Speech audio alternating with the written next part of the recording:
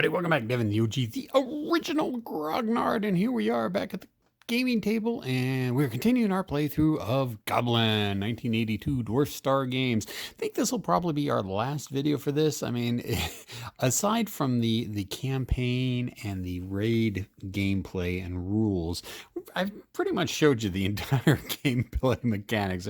There's not anything more new and unique that I'm gonna show you off of this.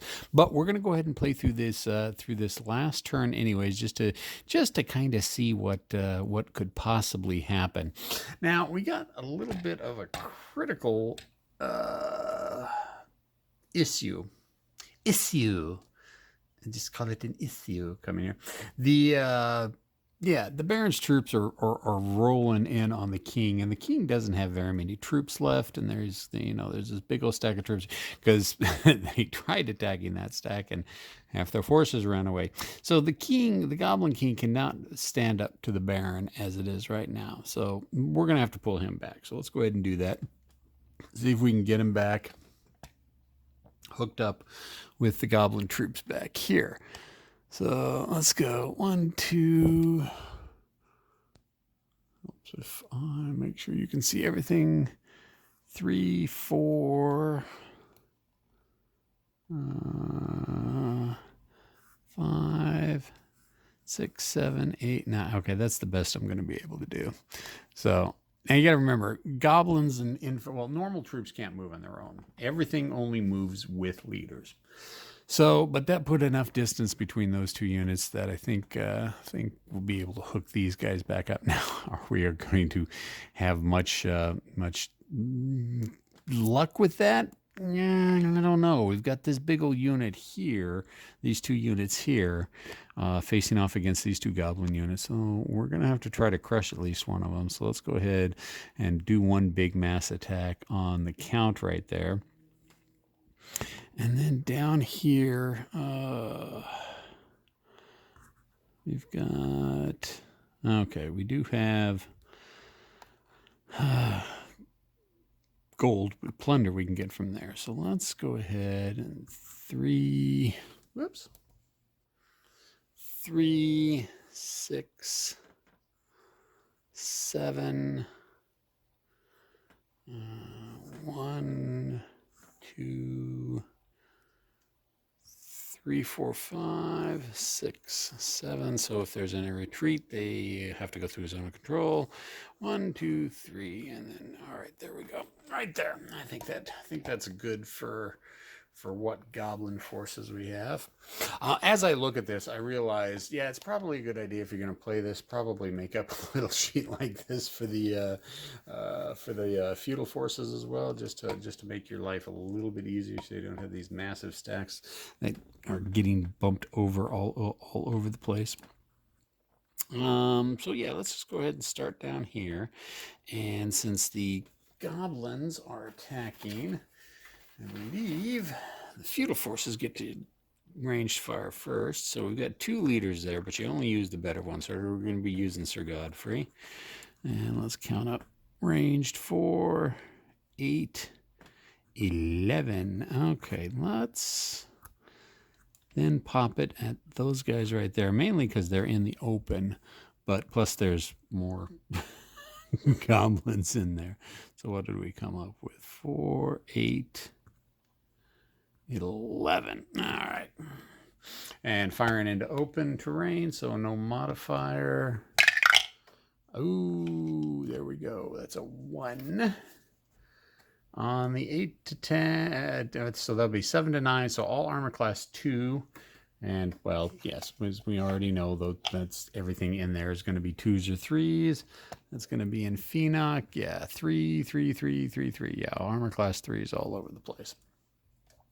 So they all have to roll their morale. And Phoenix is leading them, and he gets a +1 on the dice roll for morale. Okay. So we've got nothing but C-class morale units in there. So we're going to roll. And we got a 1. +1 is a 2. 2 versus, yeah, that's a route. That's just a full-on route. So let's see, that's Phoenix. Oh, they're gonna have to be moving through a zone of control. Not good. 1, 2, 3, 4, 5. Whoops. So they were starting right there, and they have to retreat towards the cave. So that means they're going to be going through at least one zone of control. So when it comes to rolling for destruction, yeah, they're going to get a modifier. So 1, 2, 3, 4. Let's see, what does it cost to cross a river? Can they cross a river? No, they cannot cross a river. So let's see, the safest place for them would be probably one of these 2 cave hexes right there. So 1, 2, 3, 4, 5, 6, 7, 8, 9. And again, when you're retreating or routing doesn't make a difference with the morale.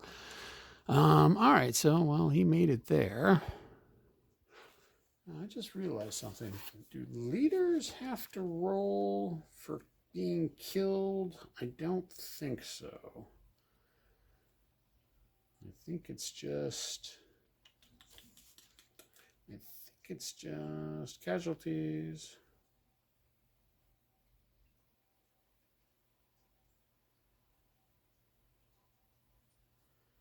Leader need not check morale if fighting units in hex retreats. If a leader accompanies a retreat or route, the entire class of unit can retreat together.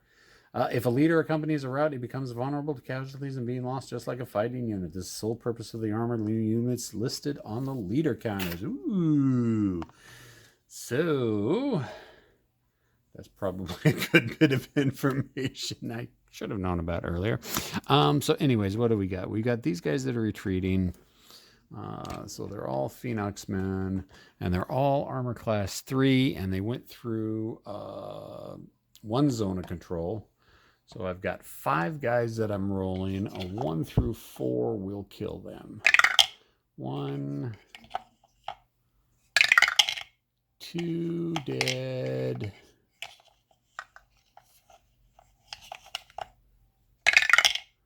3 dead. 4 dead.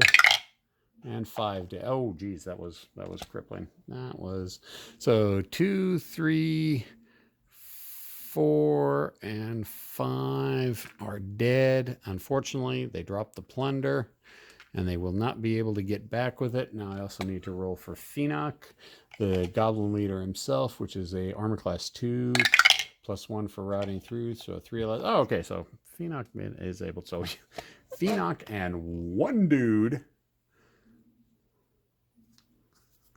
Just for propriety's sake, or shame's sake, we'll go ahead and put that right there. So now it's the goblins' chance to turn to shoot back.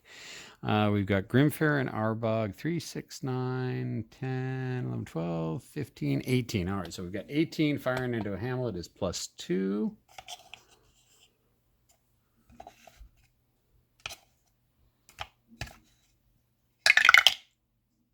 4, 5, 6.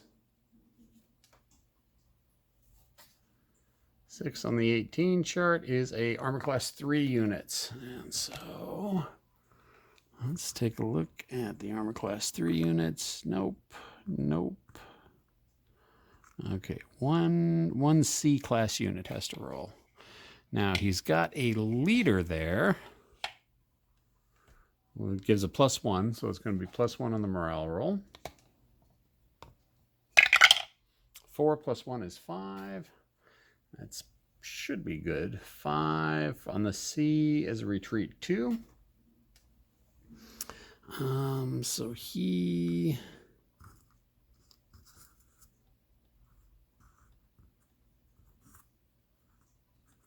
will retreat 1, 2. Whoops. Again, helps if I have the camera pointed to it. So he'll retreat 1, 2. Now it's melee, and the orc or goblin 2, 4, 6, 7, 8, 9, 10, 11, 12. 2. listen. Yeah, like I said, if you're going to do this,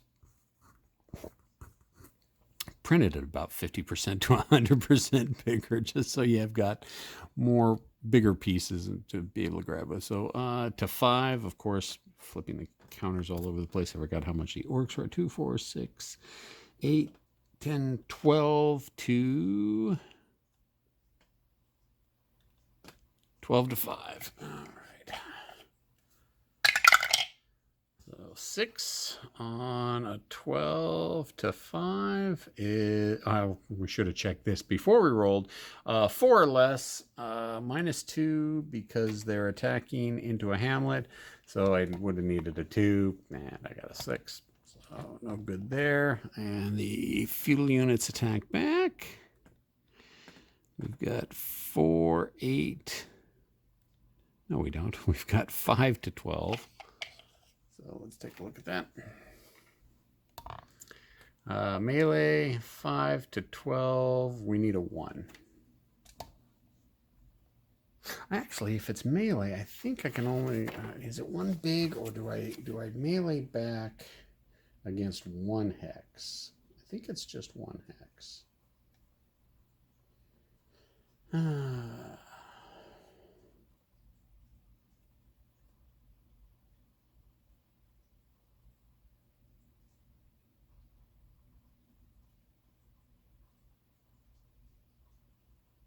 Okay, the entire unit must direct its attack at a single neighboring hex. Well, there you go.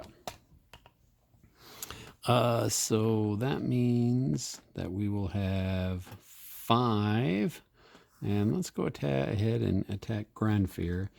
And he's got 6. So I've got 5. 5 attack value to his 6. Oops, that's missile. 5 attack value to his 6. It's still a 1 or less.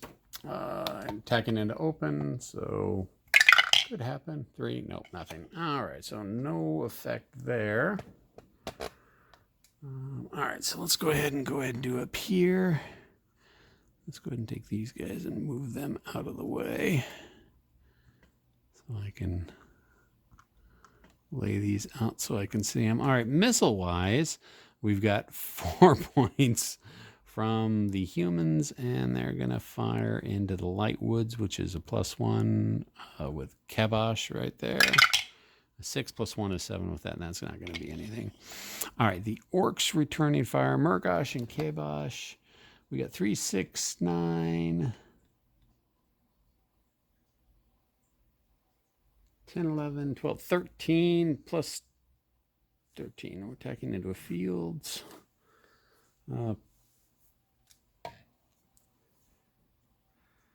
That's just for mounted attacks. Okay, so 13 attacking into the fields. What have we got? 13. Let's roll it. No modifiers.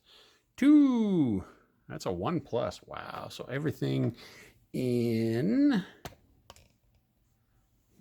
Murgash's hex is going to have to take a check. We've got 3 C units and 5 B units. Murgash has got a +1 on his morale check.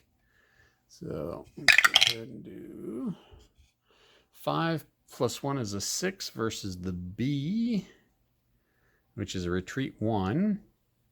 And the C is going to be 3 + 1 is a 4. On C is a retreat 3. Okay, so not too bad. So we don't have to worry about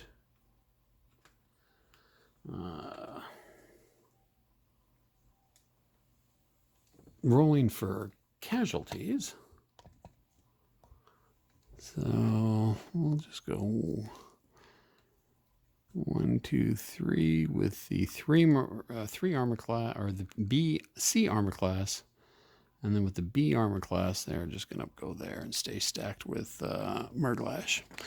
All right, so did I do that? No, I didn't. Okay, so that was missile. Now the orcs, the goblins have missile. I think I might have done that just a little bit wrong. I did. Oh, well. All right, so we'll go into melee. Kabosh has got 2, 4, 5, 6, 7, 8, 9, 10, 11, 12, 13, 14, 15, 16, 17, 18 versus a 4, 5, 6, 7, 15. So 2, 4, 6, 9, 12, 18 to 15. All right. Oh, shouldn't have rolled that yet, but that's not going to be good anyways. 18 to 15. Again, stop looking at the melee table. 15 to 18. Yeah, I needed a 1. Nothing happening. And so then the feudal attacking back. We've got 4, 8, 12, 13, 14, 15. Yeah, 15 to 15 to 18. See, if I was playing this by myself, I'd be jotting these numbers down because I have a horrible time remembering numbers like that. But it's 15 to 18. And let's just take a look. 15 to 18. Yeah, it's going to be a 1. Oops. Helps if I have the dice tray all the way into the dice tower. There we go. 6. Nope, nothing. All right, so basically that's a wash. And honestly, I'm just going to say I'm just going to go ahead and cut it here, because yeah, it's just going to be downhill for the Goblin forces. The simple fact that Fenok had his 2 bags of gold, two of the loots that that the Goblins managed to grab, were dropped in the casualties in the retreat from here. Yeah, that's going to be real hard for them to come back. The simple fact that the king had to run back all the way here to pick up the troops that ran away. Yeah, the Goblins need to stay away from getting in pitched battles with the humans in a human stack. And so they need to kind of snip at the outlying areas. And once the Baron shows up, it's going to be bad for the Goblins. So,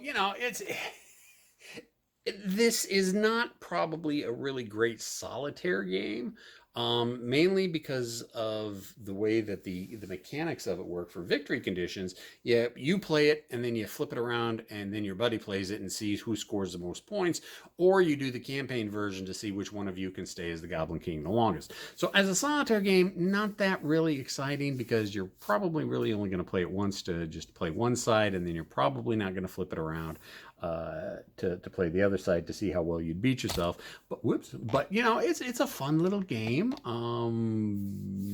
Yeah, there we go. Goblin.